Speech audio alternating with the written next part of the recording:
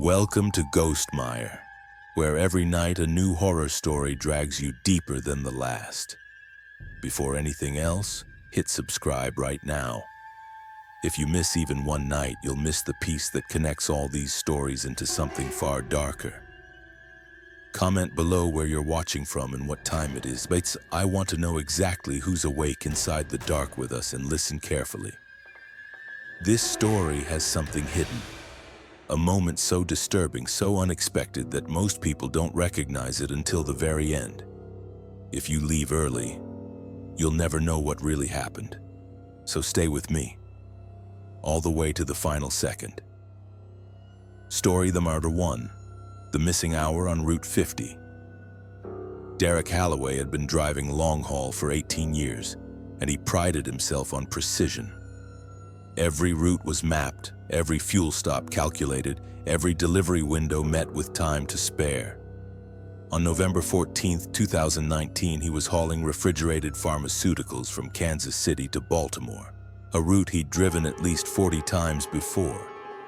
The night was clear, temperature hovering around 38 degrees, and his Kenworth W900 was running perfectly. He left the truck stop in Salina, Kansas at exactly 11:47 p.m. Derek always noted his departure times in a leather logbook he kept on the passenger seat, a habit from his early days before electronic logging devices became mandatory. Route 50 stretched ahead of him, empty and familiar.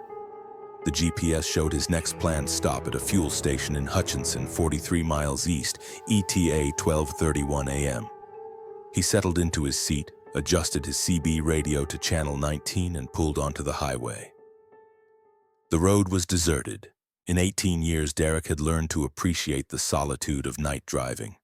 No traffic, no construction delays, just the steady hum of his diesel engine and the white lines disappearing beneath his hood.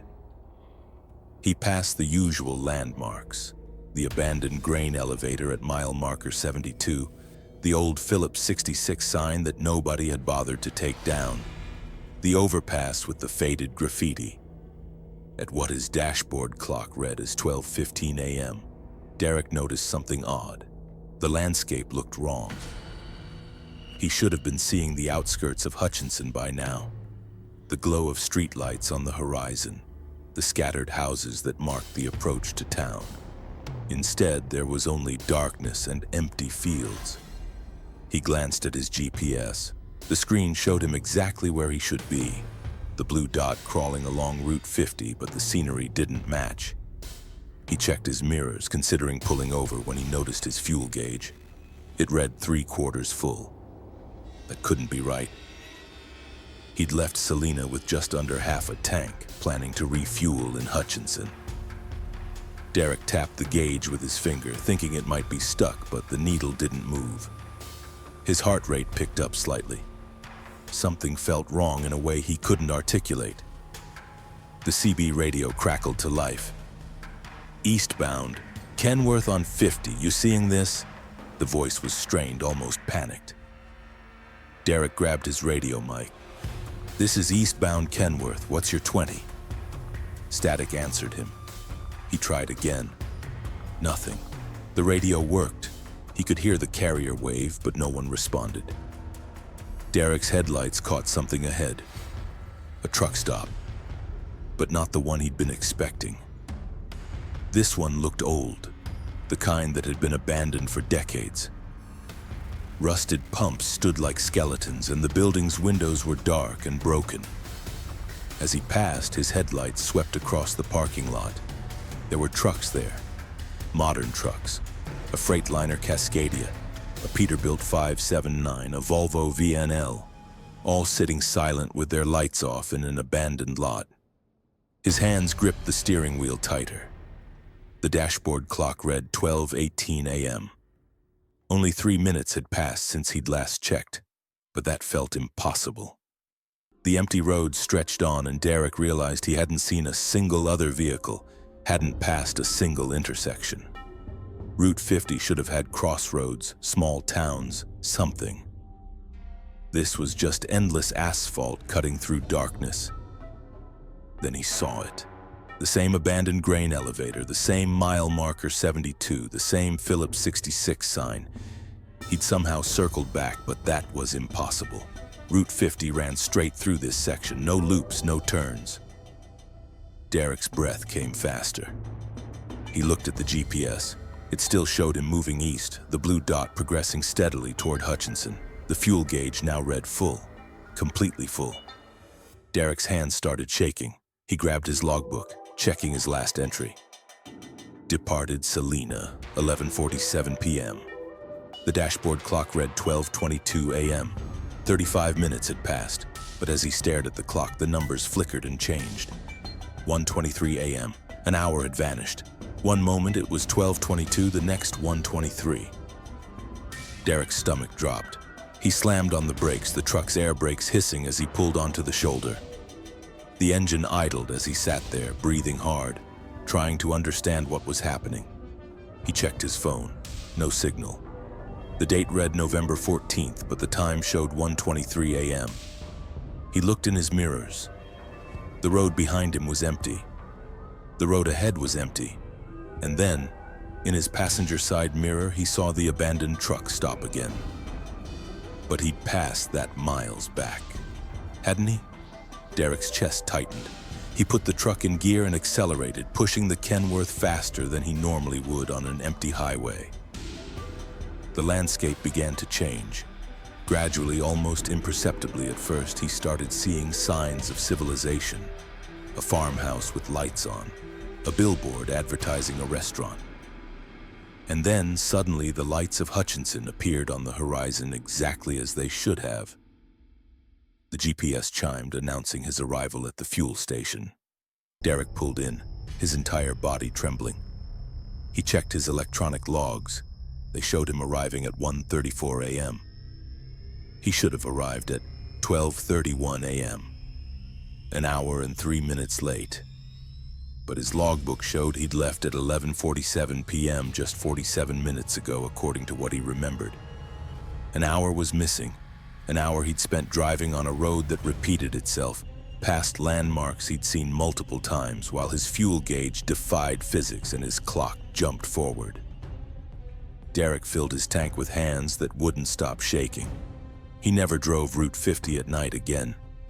He rerouted all his Kansas runs to take I-70 instead, adding an extra 30 miles in an hour to his trips.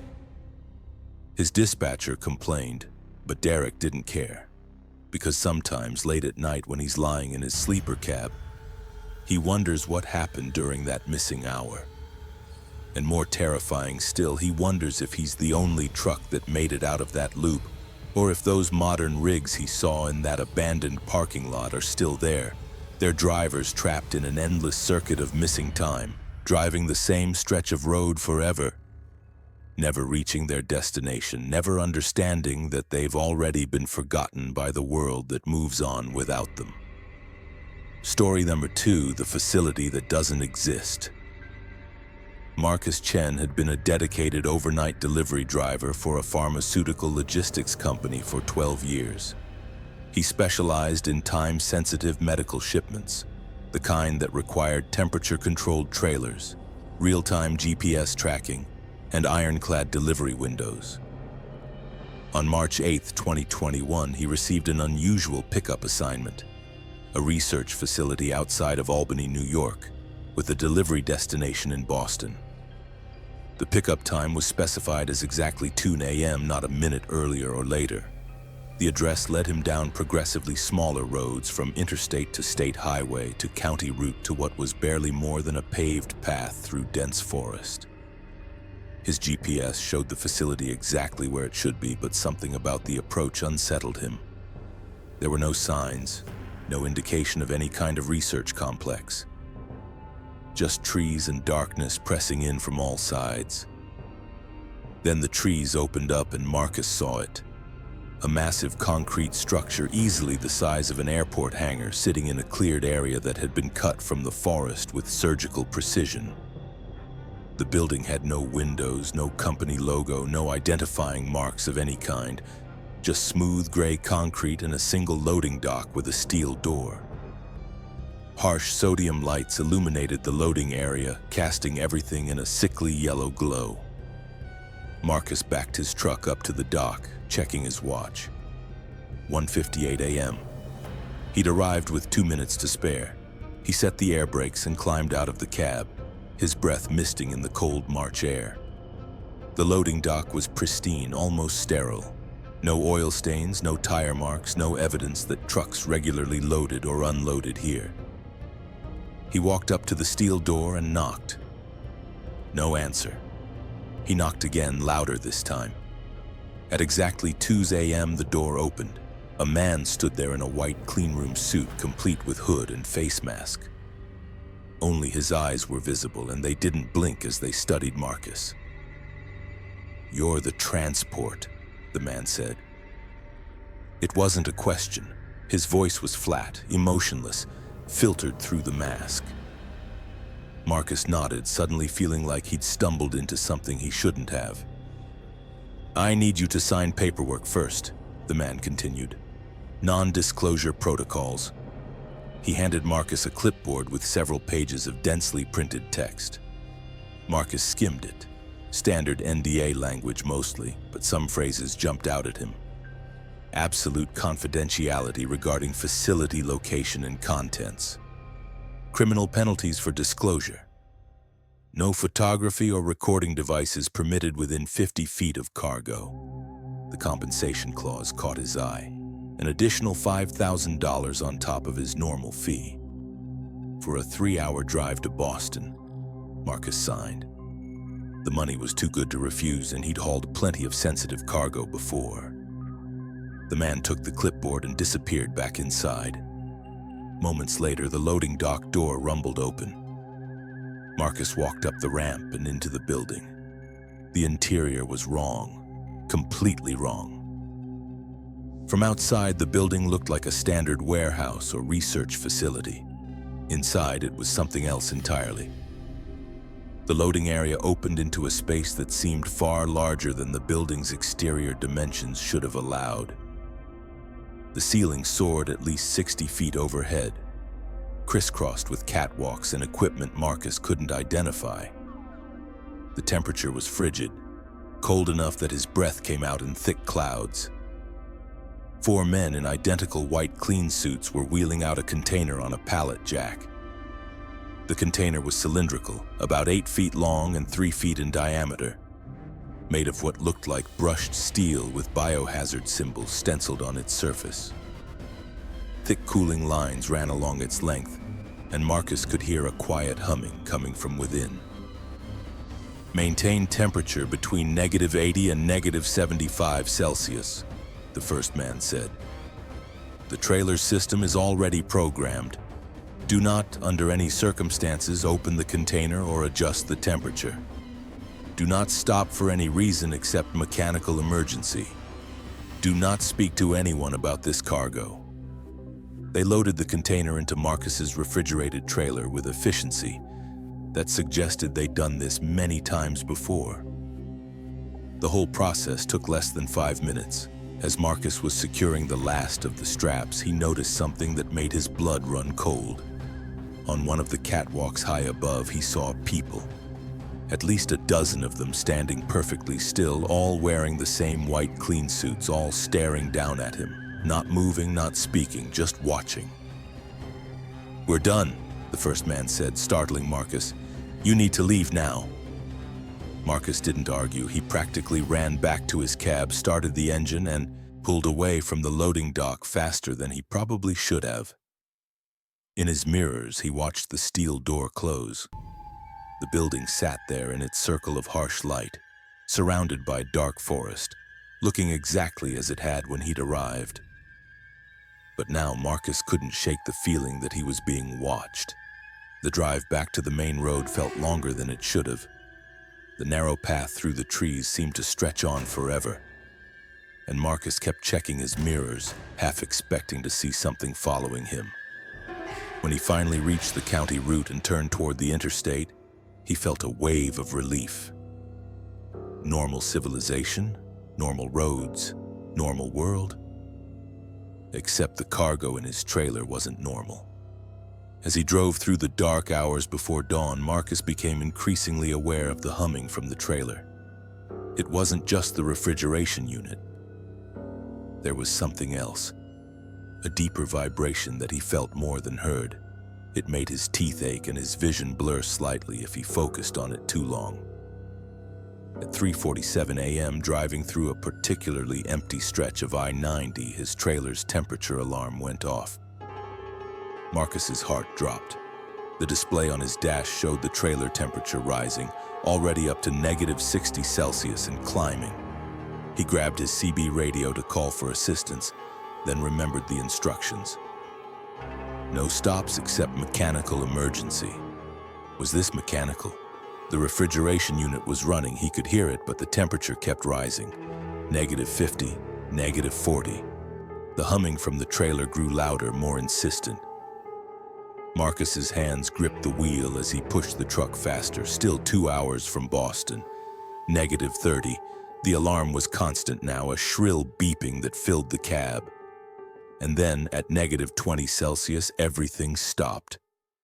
The alarm cut off mid-beep. The humming ceased. The temperature display flickered and then showed exactly -75°C. Perfect temperature, as if nothing had happened. Marcus's hands were shaking so badly he could barely hold the wheel. He'd been driving trucks for over a decade, hauled everything from frozen food to live vaccines, and he'd never seen a temperature system behave like that. Systems didn't just fix themselves. They didn't stop failing and return to perfect operation in an instant. He delivered the cargo to a loading dock at a medical research building in Boston at exactly 5:47 a.m. Different people, same white clean suits, same mechanical efficiency. They took the container, had him sign a delivery confirmation, and sent him on his way. The $5,000 bonus appeared in his account the next day. 3 days later, Marcus tried to find the facility again. He had the address, he had the GPS coordinates from his truck's log. He drove out to Albany, followed the same roads. The county route was there. The narrow paved path into the forest was there. But when he reached the clearing, there was nothing. Just forest. Old-growth trees that looked like they'd been standing for 100 years, completely undisturbed. No cleared area, no concrete building, no loading dock, just trees and silence. Marcus checked his GPS coordinates 3 times. He was in exactly the right place, but the facility was gone, as if it had never existed. He filed a report with his company trying to explain, but they had no record of the pickup, no record of the $5,000 payment, even though he could see it in his bank account. No record of the delivery to Boston. According to their system, Marcus had taken that night off. He still drives overnight routes, still hauls sensitive cargo, but sometimes late at night when the roads are empty. Marcus thinks about that facility. He thinks about the people standing motionless on the catwalks, watching him. He thinks about the container and its impossible temperature fluctuations. And he wonders what he really transported that night, what was inside that cylinder humming in the darkness. Most of all, he wonders if the facility is still out there somewhere, appearing and disappearing, loading cargo into trucks driven by people who will never be able to prove it existed. And he wonders what happens to the drivers who ask too many questions, who try too hard to find answers, who can't let the mystery go. He has a feeling he doesn't want to know. Story number 3, the radio conversation. James Whitmore had been a solo owner-operator for 23 years, running freight up and down the West Coast in his custom-painted Peterbilt 389. He preferred night driving, when the highways were clear and he could make good time without dealing with traffic. On September 22, 2020, he was hauling a load of electronics from Seattle to San Diego, running south on I-5 through Oregon in the dead hours between midnight and dawn. The CB radio was his constant companion on lonely nights. James kept it tuned to Channel 19, the standard truckers channel. listening to the occasional chatter from other drivers. Weather reports, speed trap warnings, the usual banter that helped pass the miles. Around 2:30 a.m., somewhere between Eugene and Roseburg, the radio crackled with a voice James had never heard before. "Southbound Peterbilt with the blue flames, you got your ears on." The voice was male, middle-aged, with a slight southern accent. James glanced at his trailer. He'd painted blue flames along the sides 2 years ago, a custom job he was proud of. But he was alone on this stretch of I-5, had been for the last 20 miles, no other trucks in sight. He picked up his mic. "Yeah, this is the Blue Flame Peterbilt, who's asking? This is Southbound Express, about 2 miles behind you, nice rig. How's that Cummins running?" James checked his mirrors again. The road behind him was empty, just darkness and the faint glow of his own taillights reflecting off the pavement. "Running fine," he said slowly. "But I'm not seeing you back there, driver. You sure about your 20? "Oh, I'm back here," the voice said, and something in its tone made James's scalp prickle. "Been following you since Salem. You make good time, friend. Don't stop for nothing, do you?" James's hands tightened on the wheel. He had stopped in Salem at a truck stop for fuel and coffee. 3 hours ago? If this driver had been following him since then, why hadn't James seen him? Interstate 5 through Oregon wasn't that busy at night, but it wasn't deserted either. He would have noticed another truck pacing him for 3 hours. "What's your handle, driver?" James asked, trying to keep his voice steady. "I don't recognize your rig description." The radio was silent for a long moment, nothing but static. Then, "My handle. I go by Southbound Express. Been driving this route for a long time. A real long time. You ever get tired, friend? Tired of the road, tired of the miles, tired of being alone?" The question unsettled James in a way he couldn't explain. "Sometimes," he admitted. "But it's the life I chose." The voice on the radio laughed, but there was no humor in it. "The life you chose, that's what they all say, that's what I said too. 30 years ago, give or take. Then one night the road just took me and never let go." James's mouth went dry. He keyed the mic. "Look, buddy, I don't know what game you're playing, but no game, friend. Just trying to warn you. You see that mile marker coming up? Mile marker 183. When you pass it, check your fuel gauge, and then you'll understand." The radio went dead. James stared at the road ahead, his heart pounding. This had to be someone messing with him, some bored driver playing pranks. But the specificity bothered him. How did the voice know about his blue flames? How did it know he'd been in Salem? Mile marker 183 appeared in his headlights. As he passed it, James glanced at his fuel gauge. It read half full. He'd filled up in Salem with a full tank. 3 hours of driving should have brought him down to about 2/3. Not half. He tapped the gauge. The needle didn't move. "You see it now?" The voice crackled back to life. "The road takes from you, friend. Takes your fuel, takes your time, takes pieces of you that you don't even notice at first. I didn't notice. Not until it was too late." James grabbed the mic. "Who are you? Where are you, really?" The voice continued as if he hadn't spoken. "I had a wife, Jennifer, 2 kids, Michael and Sarah. I was supposed to be home for Michael's birthday, September 23rd, 1990. I remember leaving Sacramento that morning heading north. I remember thinking I'd make it home with time to spare, but the road had other ideas."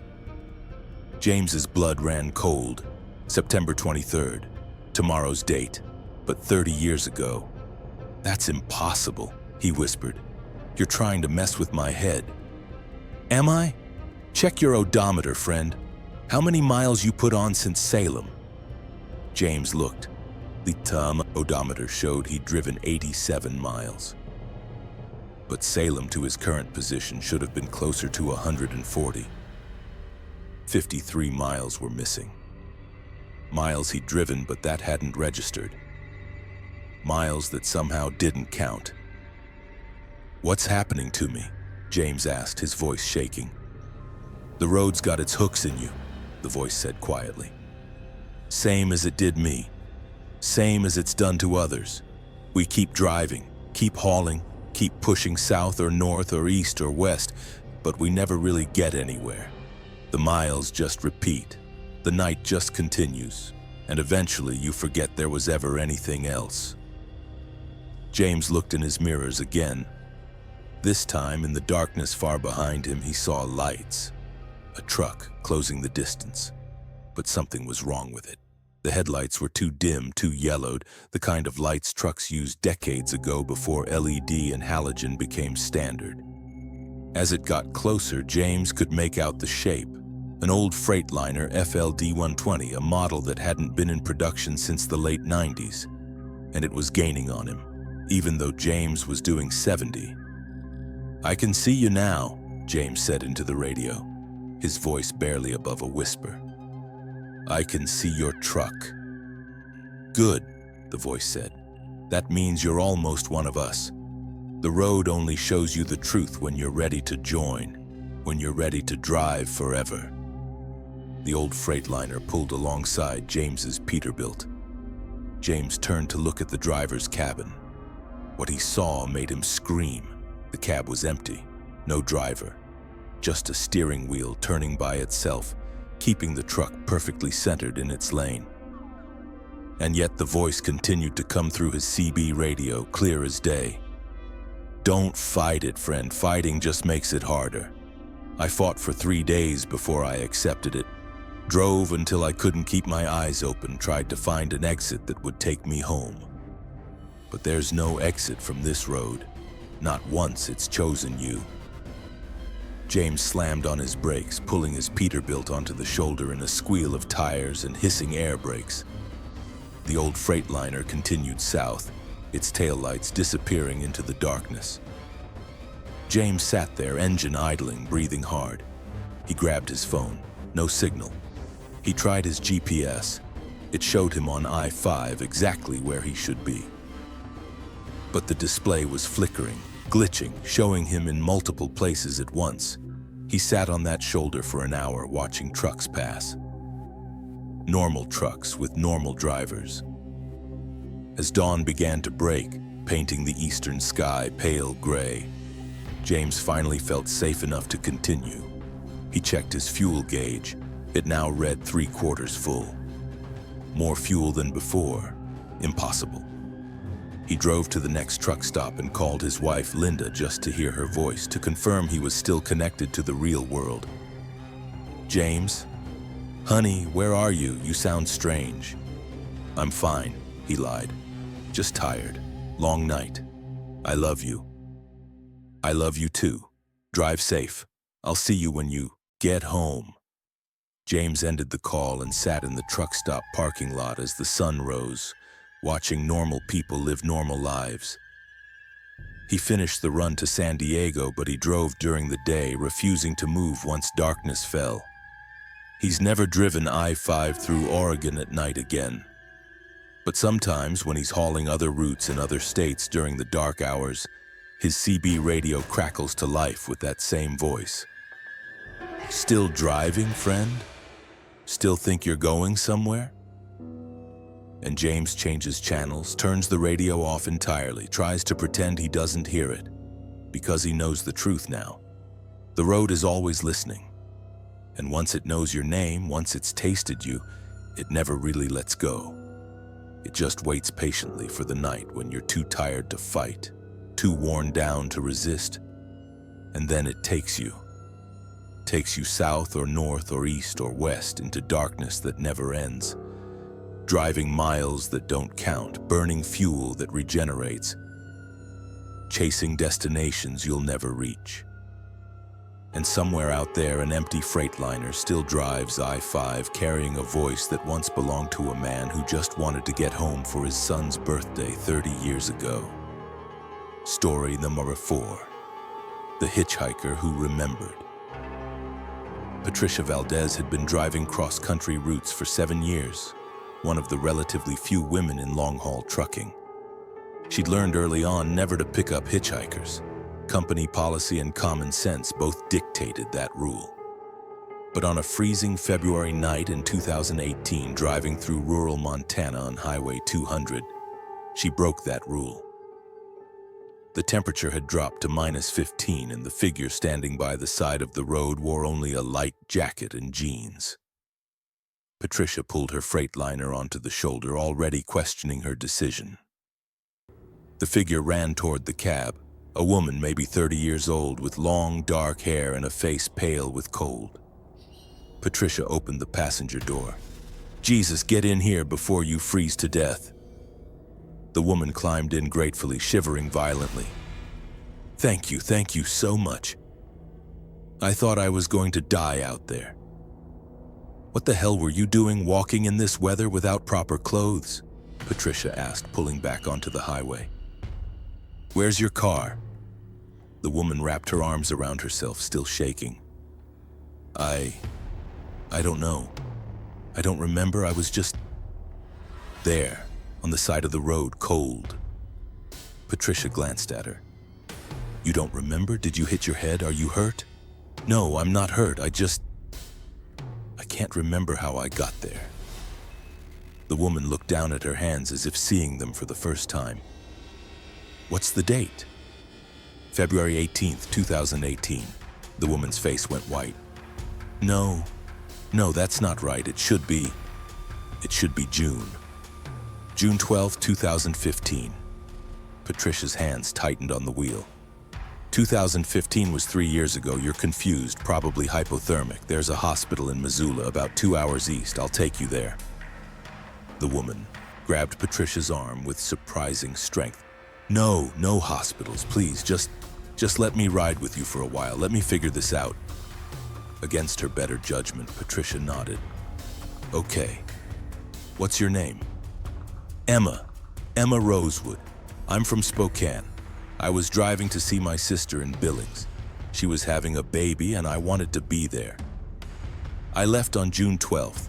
It was hot, middle of summer. I was driving Highway 200, right around here actually, and then..."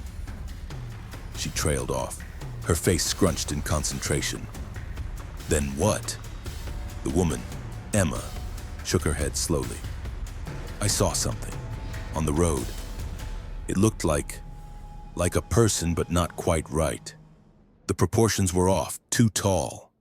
I swerved to avoid it and my car went off the road. I remember hitting a ditch, my head slamming forward. And then... nothing. Until I was standing by the road just now, freezing, and you stopped." Patricia felt a chill that had nothing to do with the temperature outside. "Emma, if you crashed 3 years ago, where have you been all this time? Why are you still wearing the same clothes? Why haven't you aged?" Emma looked at her hands again, turning them over slowly. "I don't know, but I feel wrong. Like I'm not quite here. Like I'm a copy of myself, not the real thing." She looked up at Patricia and her eyes were filled with a fear so profound it made Patricia's breath catch. "Am I dead? Is that what this is? Am I dead and I just don't know it?" "You're not dead," Patricia said firmly, though she wasn't sure she believed it. "You're sitting right here. You're solid. You're real." "Then where have I been for 3 years?" Emma's voice rose, panic creeping in. "What happened to me?" Patricia didn't have an answer. They drove in silence for several miles, the Freightliner's headlights cutting through the darkness. Then Emma spoke again, her voice quiet and strange. "Pull over, please pull over." "Why? What's wrong?" "Just pull over. I think I remember something." Patricia eased the truck onto the shoulder. Emma climbed out of the cab before it had fully stopped, walking back along the shoulder in the direction they'd come. Patricia followed her, grabbing a flashlight from the cab. "Emma, wait! You can't just..." Emma had stopped about 50 yards back. She was standing at the edge of the highway, staring down into a ditch. Patricia reached her and pointed the flashlight down. A car sat at the bottom of the ditch, half buried in snow and overgrown with vegetation that suggested it had been there for years. A Honda Civic, dark blue with Spokane plates.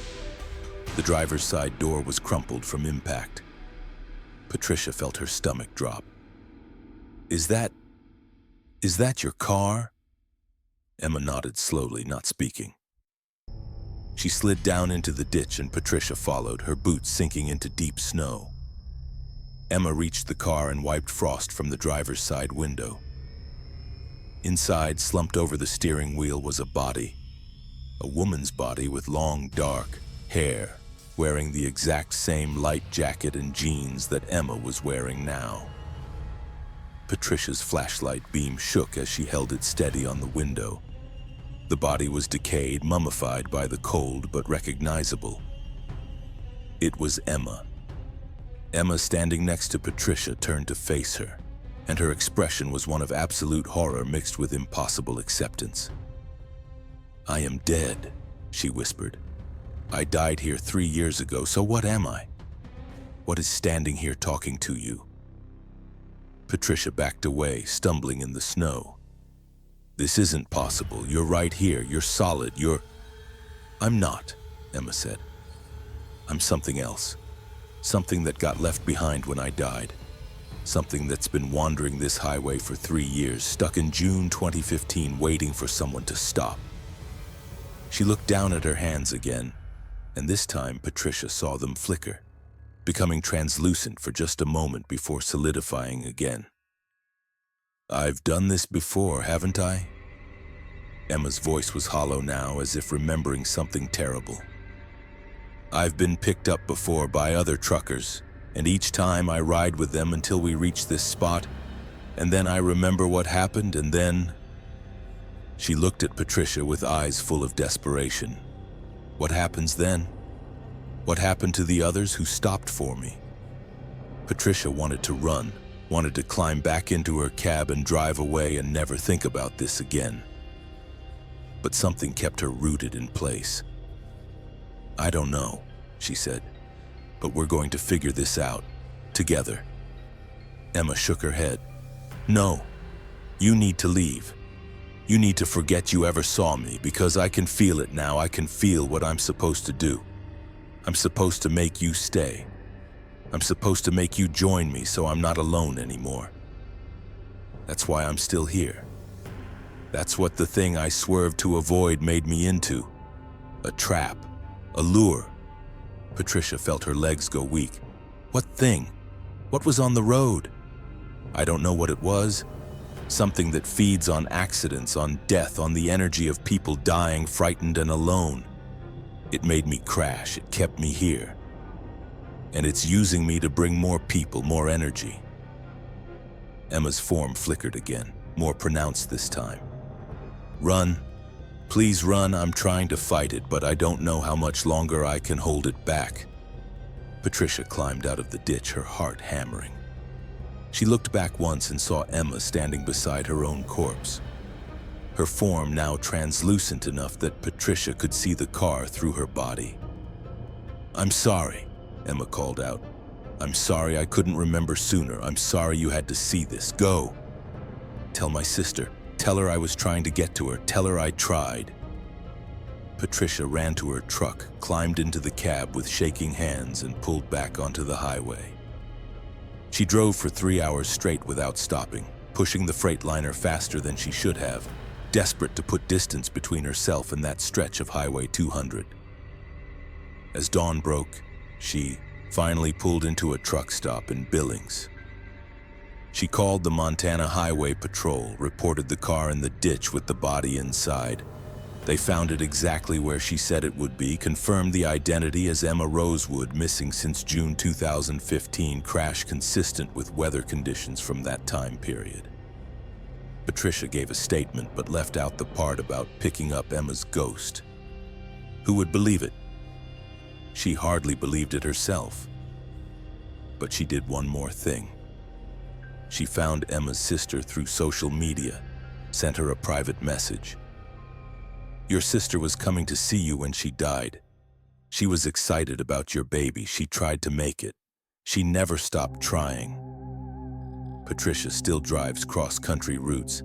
She still takes Highway 200 sometimes, though always during the day, never at night. And she's never picked up another hitchhiker, no matter how cold it is, no matter how desperate they look. Because now, she knows that some of the people standing by the side of dark highways aren't really people anymore. They're echoes, imprints left behind by violent deaths, trapped in an endless loop of trying to complete journeys they'll never finish. And some of them, like Emma, are being used as bait by things that hunt along lonely roads, things that feed on fear and death and the terrible moment when a driver realizes they've stopped to help something that can't be helped. Patricia wonders sometimes if Emma is still there, still appearing to truckers, still trying to warn them before whatever controls her forces her to become the trap. She hopes Emma found peace, but deep down, she doesn't think she did. Some roads don't let go. Story number 5, the cargo that watched back. Robert Bobby Martinez had been hauling specialty freight for 15 years, and he prided himself on his discretion. Art galleries, museums, private collectors, these clients paid premium rates for secure transport and absolute silence about what was being moved.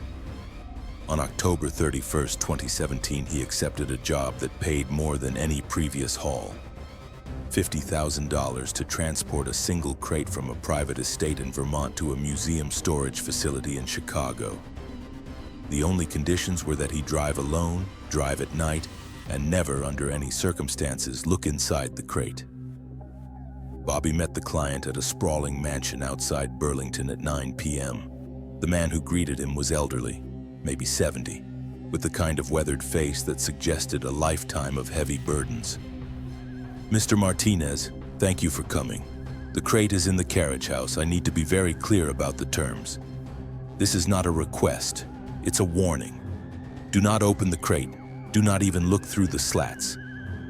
What's inside is difficult to explain. It's been in my family for 3 generations, and it's caused nothing but suffering. The museum has agreed to take it, to lock it away where it can't hurt anyone else. But it needs to travel at night. During the day, it's more active." Bobby had heard plenty of superstitious talk from clients over the years. Rich people often convinced themselves their possessions had special properties. "I understand. No looking, night driving only, got it?" The old man grabbed his arm with surprising strength, his eyes intense. "I'm not speaking metaphorically, Mr. Martinez. There is something in that crate that should not exist. My grandfather acquired it in Bosnia in 1963, and it's been the source of 3 suicides, 2 divorces, and countless nightmares. Promise me you won't look." "I promise," Bobby said, suddenly less certain this was worth $50,000. But he'd already driven 4 hours to get here, and he needed the money. He backed his trailer up to the carriage house, where 4 men in work gloves and coveralls waited beside a wooden crate. The crate was roughly 8 feet tall, 4 feet wide, made of dark wood with metal bands reinforcing the corners. No markings, no labels, just smooth planks with tiny gaps between them, slats too narrow to see through unless you pressed your face right against them. They loaded the crate into his trailer using a forklift, securing it with multiple ratchet straps. Bobby noticed that none of the workers would look directly at the crate. They kept their eyes averted, working by feel as much as sight. Once it was secured, they backed away quickly, and one of them made the sign of the cross. Bobby closed and locked the trailer, took his payment information from the old man, and pulled out of the estate. The first few hours were uneventful. Bobby drove south through Vermont, crossing into New York around midnight. He kept the radio on, classic rock keeping him company. Around 2 a.m., driving through the Adirondacks on a particularly empty stretch of Route 30, he heard it for the first time. A sound from the trailer, scraping, like something being dragged across wood. Bobby told himself it was the crate shifting, settling against the straps. but he knew how to secure cargo, and that crate wasn't going anywhere. The scraping came again, longer this time, deliberate, back and forth, back and forth. Then it stopped. Bobby's hands gripped the wheel tighter. He turned up the radio, trying to drown out any further sounds. 5 miles later, something hit the inside of the trailer wall. Hard enough that Bobby felt the impact through his seat, then again and again, a rhythmic pounding like something trying to break through. Bobby pulled over, his heart racing. This was ridiculous. There was nothing alive in that crate. It was art or a statue or some antique furniture. Rich people delusions. He sat there for a full minute, listening to the pounding continue.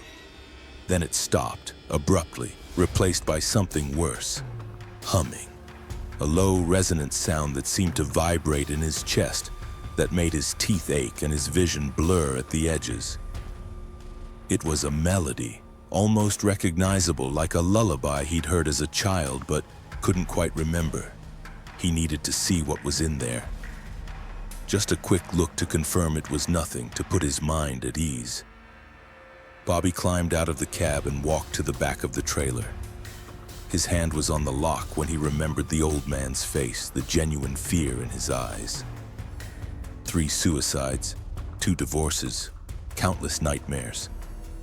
Bobby backed away from the trailer. He climbed into his sleeper cab, curled up with his eyes squeezed shut, and waited for dawn, violating his night-only driving instructions. When the sun rose, the humming stopped. Bobby felt foolish in the daylight. He was a professional driver spooked by some rich guy's ghost stories. He got back on the road, making up lost time. But when night fell again and he was crossing through Ohio, the sounds returned. This time it wasn't scraping or pounding or humming. This time it was whispering. Dozens of voices all speaking at once in a language Bobby didn't recognize. They came through the thin wall between his cab and trailer, somehow audible over the engine noise, over the radio he'd turned up to full volume. And then one voice separated from the others. Speaking English, speaking his name. Bobby Martinez. We know you, we've been waiting for you. Bobby's blood turned to ice. Let us show you, Bobby. Let us show you what we really are. Just look. Just one look. That's all we need. He grabbed his CB radio, desperate for another human voice, but all he got was static. He tried his phone. No signal. The voice continued, patient and persistent. Your mother's name was Rosa. She died when you were 12. Cancer. You held her hand while she passed. You told her you weren't afraid, but you were lying, Bobby. You were terrified. How could it know that? Bobby's eyes filled with tears. Your ex-wife, Jennifer, you still love her, don't you? You still have her picture in your wallet. You dream about her sometimes, dream about the life you could have had. We can show her to you, Bobby. We can make her real again. Just look. Bobby pulled over again, this time on the shoulder of I-80, semis blasting past him in the night. He was crying now, hands shaking, overwhelmed by the voice that knew things no one should know. What are you?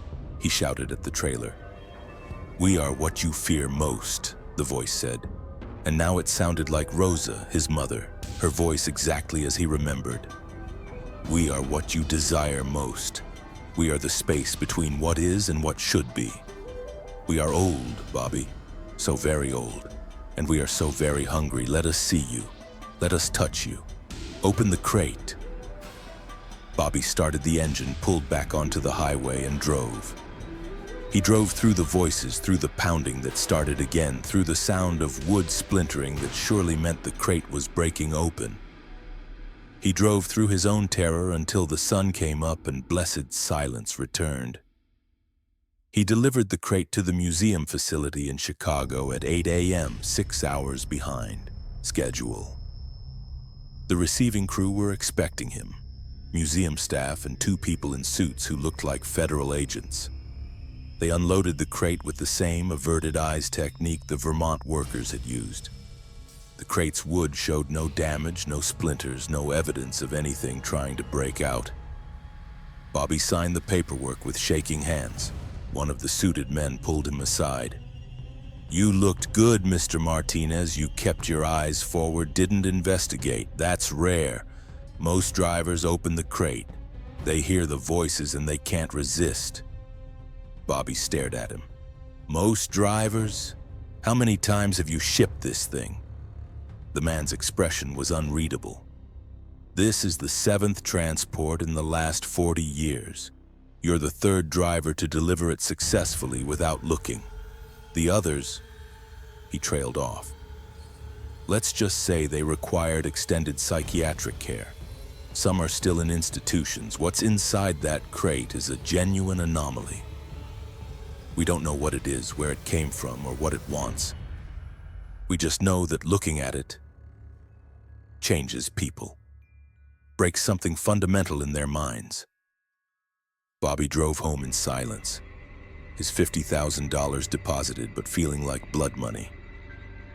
He delivered the cargo without looking, but he hadn't emerged unscathed. The voices had known things they shouldn't have known. They'd spoken with his dead mother's voice. For weeks afterward, he had nightmares. He'd dream he was back in that truck, driving endlessly through the night, and in his dreams he would pull over and open the crate. What he saw inside varied. Sometimes it was a mirror showing infinite reflections of himself, each one slightly different, slightly wrong. Sometimes it was an empty void that pulled at him with crushing gravity. Sometimes it was a tangle of limbs and faces, people trapped and screaming silently. But the worst dreams were the ones where he opened the crate and found it empty, and then realized the thing had been in the cab with him the whole time, sitting in the passenger seat, watching him with eyes that reflected nothing, studying him the way a biologist studies an insect pinned to a board. Bobby still drives specialty freight. He's turned down 3 subsequent offers to transport that crate, even though each offer was higher than the last, because he understands now what that old man tried to tell him. There are some things in this world that humanity was never meant to see, objects and entities that exist in opposition to sanity itself. And once you've been close to something like that, once you've heard it speak your name and recite the contents of your heart, you never fully escape it. Sometimes late at night when he's driving empty highways, Bobby hears humming. That same lullaby melody, faint but unmistakable. He knows it's impossible. The crate is locked in a museum basement hundreds of miles away. But the thing inside had his voice, had his memories, had pieces of him that it pulled, free during those 2 nights together on dark highways. And he wonders if part of him is still there, trapped in that crate, in the place between what is and what should be, calling out to the rest of him with a voice that sounds like home. Story number 6, The Town That Repeats. Gregory Walsh had been driving dedicated routes for a manufacturing company for 11 years, running the same circuit week after week. Cleveland to Pittsburgh to Columbus and back. He knew every truck stop, every speed trap, every stretch of road where the pavement got rough. On December 3, 2019, he was running his usual Tuesday night route from Pittsburgh to Columbus, taking Route 22 west, as he always did. The night was clear, temperature in the low 30s, and Gregory was making good time. Around 11 p.m., he passed through a small town called Waverly, one of those blink and miss it places with a single traffic light, a gas station, and a handful of houses. Gregory had passed through Waverly hundreds of times. He knew the light was on a sensor and would turn green automatically for vehicles approaching from his direction. He knew the gas station closed at 10 p.m. He knew the white church on the corner had a clock tower that was always 7 minutes fast. Routine, familiar, forgettable. Except this time, as he passed the church, he noticed something odd.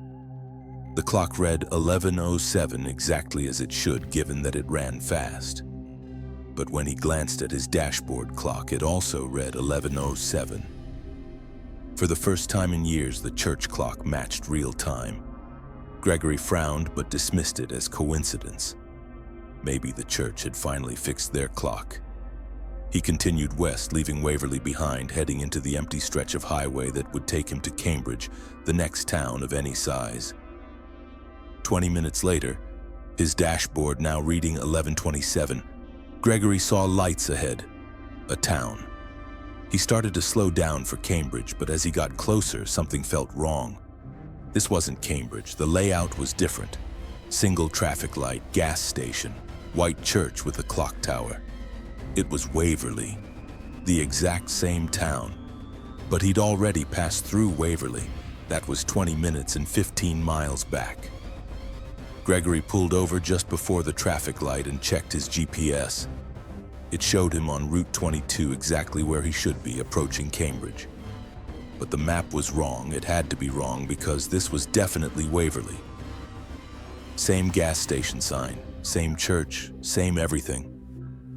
He pulled into the gas station parking lot, his mind racing. The station was closed, dark, exactly as it had been the first time through. Or what Gregory thought was the first time. He got out of his cab, needing to confirm he wasn't losing his mind. The cold air hit him like a slap, clearing his head. He walked to the church, to the sign mounted by the door. Waverly Community Church, Eastern, 1887. The clock tower above read 11:33. His watch read 11:33. No longer 7 minutes fast. Gregory's chest tightened. He pulled out his phone and called the dispatch number for his company.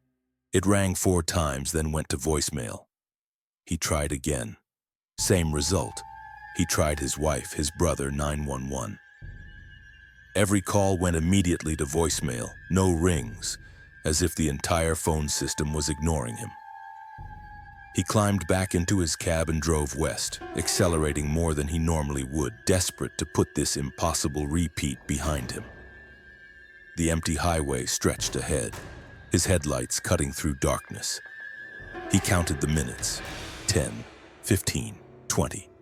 And then, inevitably, lights appeared ahead. The same traffic light, the same gas station, the same white church, Waverly. Again. "No," Gregory said aloud. "No, this isn't possible." He pulled over again, this time on the main street, and got out. The town was utterly silent. No cars, no people, no lights in any windows. It was a perfectly preserved but completely empty version of Waverly, existing in an eternal night. Gregory walked to the gas station and peered through the windows. Inside, everything looked normal. Shelves stocked with chips and candy, coolers full of drinks, a register with a handwritten "Be back at 10 a.m. sign. But dust covered everything, thick layers suggesting weeks or months without human presence. The church door was unlocked. Gregory pushed it open and stepped inside. Wooden pews, hymnals stacked neatly, an organ against one wall. And pictures. Dozens of photographs covering a bulletin board near the entrance. Pictures of church members, community events, potlucks, and baptisms. Gregory studied the photos, and a sick realization crept over him. All the pictures showed the same date ranges, 1887 to 1963, nothing more recent. And in many of the photos, particularly those from the 1960s, the people looked off. Their smiles were too wide, their eyes too intense, as if they were imitating happiness rather than feeling it. One photo caught his attention. A group of men standing beside a truck, an old Mack, circa early 1960s. The caption beneath read, "Dedication of Waverly Memorial Highway, June 1963. Gregory looked closer at the men's faces. One of them, standing at the back of the group, wasn't smiling. He was staring directly at the camera with an expression of absolute terror. And pinned to his shirt was a piece of paper with writing. Gregory squinted, barely able to make out the words. "Trapped. Help." Gregory backed out of the church, his heart pounding. He ran back to his truck and drove west again, pushing the Kenworth to 80 miles per hour. He had to escape this loop, had to break through to the real world. But 20 minutes later, always 20 minutes, always the same interval, Waverly appeared again. And again after that. And again. On his fifth passage through the town, Gregory noticed something new. Or rather, someone new. A figure standing beside the road just past the church. A man in clothes from the 1960s, work pants, a flannel shirt, heavy boots. The same man from the photograph. As Gregory passed, the man raised his hand, not in greeting, but in warning. A desperate gesture that clearly meant stop. Gregory slammed on his brakes, the truck shuddering as it came to a halt. In his mirrors, he saw the man walking toward him. Gregory climbed out of the cab on shaking legs. Up close, he could see that the man was translucent, not quite solid, like an old film projection overlaid on reality. The figure stopped about 10 feet away. When he spoke, his voice had a strange echoing quality, as if it was traveling through water. "You're stuck in it now. The loop. Same as me. Same as everyone who drove through on the wrong night." "What is this?" Gregory demanded. "What's happening?" The ghost, because that's what it had to be, shook his head slowly. In 1963, they dedicated this highway. Cut it through old land, sacred land according to some. The Seneca had a name for this area, translated roughly to the place where time forgets. They never built on it, never farmed it, never stayed here longer than they had to. But white settlers didn't care about warnings. Built the town, built the road, and on the night of the dedication, something broke. Broke how? The ghost gestured around at the empty town. Time folded in on itself, created a pocket, a loop. Most nights you can drive through just fine. But certain nights, nights when the moon is dark, nights when the boundary between here and there gets thin, the loop activates, catches travelers, traps them. I was the first. Drove my rig through here on June 15, 1963, 3 days after the dedication. Been here ever since. Driving the same 20 miles, seeing the same town, trying to find a way out. Gregory felt tears running down his face. There has to be a way. I have a wife, I have kids, I can't be stuck here forever. There's one way, the ghost said, but it's dangerous, and I've never had the courage to try it. What way? The loop resets every 20 minutes, you've noticed. You pass through Waverly, drive west, pass through again. The distance is always the same, the time is always the same, but what if you don't drive west? What if you turn around? Drive east? Break the pattern? Gregory stared at him. What happens if I do that? I don't know. Maybe nothing, maybe you escape, or maybe... The ghost's form flickered, becoming even more translucent. Maybe you collapse the loop, and everything in it, including me, including you, stops existing. Caught in a moment that never resolves, never continues. Forever frozen in the space between 1 second and the next. That's insane, I can't risk that. The ghost smiled sadly. Then you'll drive west for the rest of eternity. You'll watch your truck age and decay around you, but you won't age because you're not really moving through time anymore. You'll see other drivers get caught, watch them go through the same realization you're going through now. Some of them give up quickly, others like me keep driving for years before we accept it. But we all end up here, standing by this road, trying to warn the next poor soul. Gregory looked at his truck, then back at the ghost. He thought about his wife, Sarah, his daughter, Emma, who was 8, his son, David, who was 5. He thought about never seeing them again, never holding them, never hearing their voices. An eternity of driving through Waverly couldn't compare to even one more day with his family. I'm going to do it, Gregory said. I'm going to turn around. The ghost's expression shifted to something between hope and fear. If you collapse the loop, I'll finally be free, or I'll cease to exist. Either way, it ends. Thank you. Gregory climbed back into his cab. He took a deep breath, turned the key, and put the Kenworth in reverse, backing into the gas station parking lot. He shifted into drive, pointed the truck east, and accelerated. Back toward Waverly, back toward the beginning of the loop. Every instinct screamed at him to turn around, to continue west, to follow the pattern. But he pushed the accelerator down harder. The town approached. He passed the church going the wrong direction. The clock tower flickered as he passed, the numbers scrambling, showing impossible times. 387, 1543, 9901. The gas station's signs stuttered, the letters rearranging themselves into words that didn't exist. Reality was breaking. The road beneath his tires started to ripple like water. Gregory gripped the wheel and drove faster. The town fell away behind him, and ahead there was nothing. Not darkness, not light, just an absence, a void where the road should have continued. Gregory closed his eyes and drove into it. He woke up on the shoulder of Route 22, sunlight streaming through his windshield. His cab was surrounded by Ohio State Highway Patrol vehicles. An officer was knocking on his door. Gregory rolled down the window, disoriented. "Sir, are you all right? We got a report of an abandoned truck."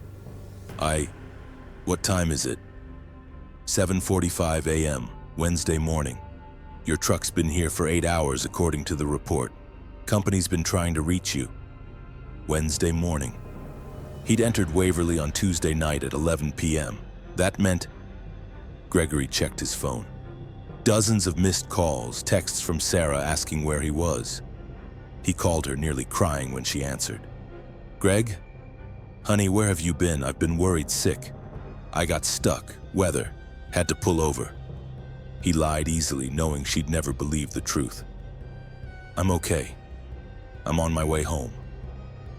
Gregory completed his route that day, delivered his load, and drove back to Cleveland. He requested a route change, asked to be moved to daytime-only runs. His company agreed. He never drove Route 22 at night again. And sometimes, usually on moonless nights, Gregory thinks about the ghost of the man from 1963. He wonders if breaking the loop freed him or erased him, or if somewhere in the folds of time that ghost is still standing by the road in Waverly, trying to warn drivers about the trap that waits for them. But Gregory also knows he made it out. He escaped. And that's something the ghost never managed in over 50 years. It's a cold comfort, but on dark nights when he can't sleep, when he remembers the feeling of driving into that void of non-existence, it's the only comfort he has. The knowledge that he chose to risk everything for one chance at freedom. And somehow, impossibly, it worked. Story number 7, The Convoy That Wasn't There. Thomas "Tom" Hendricks had been a team driver with his partner Carl Morrison for 9 years, running coast-to-coast expedited freight. They were good at what they did. One man slept while the other drove, keeping their truck moving 22 hours a day with only brief stops for fuel and food. On April 7, 2016, they were hauling electronics from Los Angeles to Newark, running hard through Nevada on I-80. Carl was sleeping in the back when Tom saw the convoy. It was 3:30 a.m., the highway nearly empty when Tom's headlights caught the tail end of a truck ahead. Then another, at least a dozen semis, all running in tight formation, maybe 50 yards between each truck. Tom found it odd. Convoys weren't common anymore, not since CB radio culture had faded and drivers had become more isolated. But sometimes groups of trucks would run together for safety or company, so he thought little of it initially. He eased off the throttle, maintaining distance, content to follow the convoy. 15 minutes passed. Tom noticed something strange. None of the trucks ahead were showing any variation in speed. They were all maintaining exactly the same pace, as if linked together. No one pulling ahead, no one falling behind, despite the rolling terrain that should have caused natural speed fluctuations.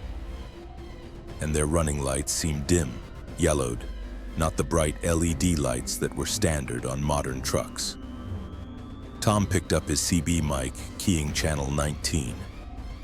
Northbound convoy on I-80. This is the Freightliner running tail end. Y'all got your ears on?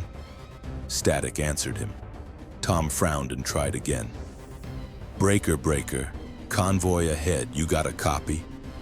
Nothing. Either they weren't monitoring channel 19 or they weren't responding. Carl climbed into the passenger seat, rubbing sleep from his eyes.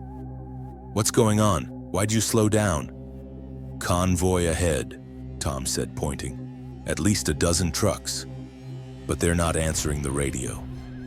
Carl leaned forward, squinting into the darkness. How long they been running formation?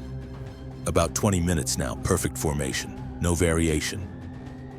Carl watched for a moment, then reached for his phone. That's weird. Let me see if there's any chatter online about a convoy in Nevada tonight. He scrolled through trucking forums and social media groups. Nothing. Huh. Nobody's talking about any organized runs, and look at those trucks, Tom. Those shapes. Those aren't modern rigs. Tom looked closer. Carl was right. The silhouettes ahead were wrong for contemporary trucks. The cabs were too short, the trailers too basic. They looked like trucks from the 1970s or 1980s. Classic Peterbilts, old Kenworths, maybe some Macs. Except their lights were on and they were moving, which meant they had to be functional. Maybe it's a vintage truck club, Tom suggested. Some people restore old rigs. At 3:30 in the morning on a random Tuesday running convoy formation through Nevada? Come on. Tom accelerated slightly, pulling closer to the last truck in the convoy. Close enough that his headlights illuminated the trailer. It was blank, weathered, with no company name or dot numbers. Just old aluminum siding, the kind that hadn't been used in decades. And there was something else. Rust. Lots of rust, streaking down from the roof, bleeding from every rivet and seam. No trucking company would let a trailer deteriorate like that. It would fail inspection. Carl grabbed Tom's arm. Back off. Seriously, back off right now. Why? What's wrong? Something about this isn't right. My gut is screaming at me. Tom had learned to trust Carl's instincts over 9 years of partnership. He eased off the accelerator, letting the convoy pull ahead.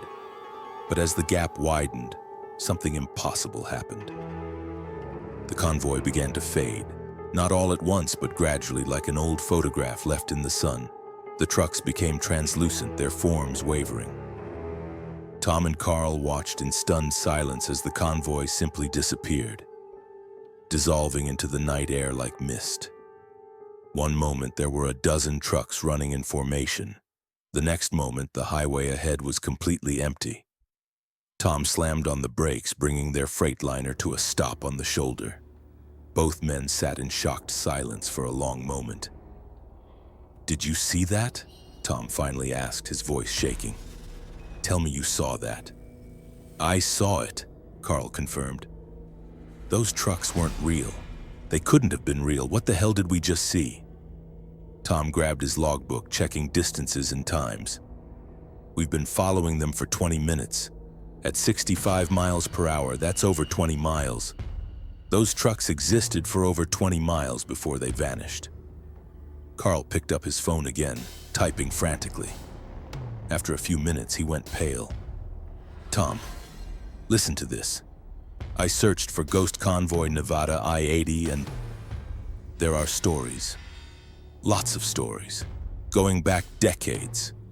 What kind of stories? Truckers seeing convoys of old trucks running at night, always in this area between Winnemucca and Elko. Always between 3 and 4 a.m. The trucks never respond to radio, never stop, and always disappear after about 20 to 30 minutes.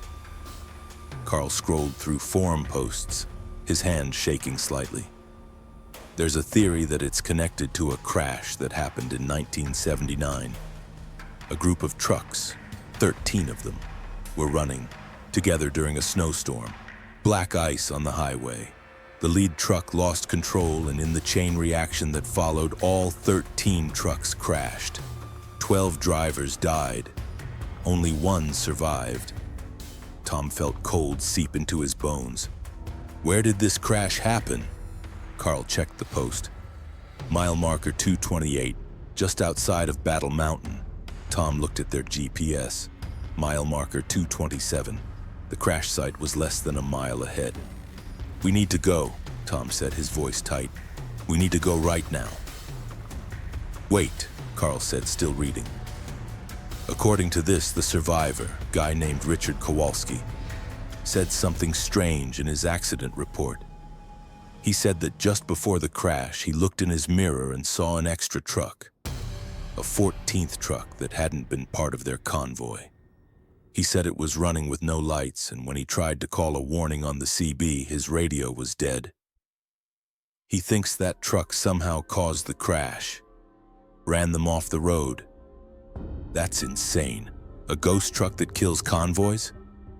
Is it any more insane than what we just saw? Tom didn't have an answer for that. He put the Freightliner in gear and accelerated, wanting to put distance between them and whatever phenomenon existed on this stretch of highway.